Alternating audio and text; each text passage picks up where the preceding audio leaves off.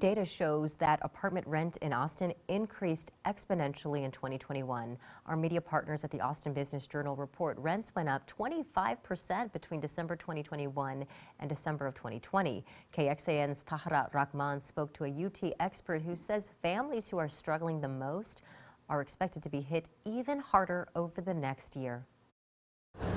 Tony Baker and his family were planning on staying in their apartment near UT for another year. While we were saving up for a house and deciding about our future. That's until they found out rent was increasing by about 30%. So we started scrambling and figuring out what to do. That's true on the lower income housing market as well. In his research, UT economics professor Peter Bergman found that Austin was among affordable cities in 2020, with median apartment rent between $1,000 and $1,500.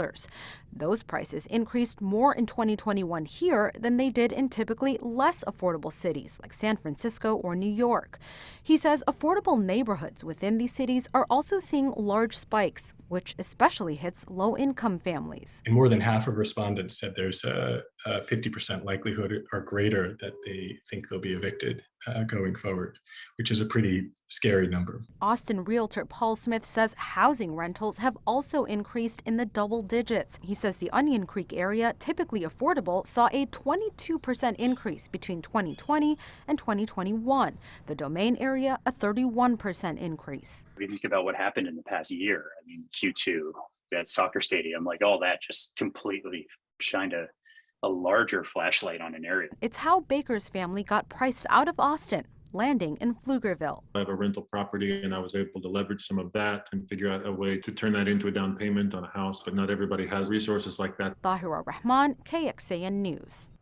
The UT economics professor we spoke with says in his survey regarding low-income families across the country, he also found that nearly half had not heard of the Emergency Rental Assistance Program. Nearly half who did know of the program didn't know if they were eligible. Now, he says this speaks to both an awareness and education problem when it comes to keeping families housed.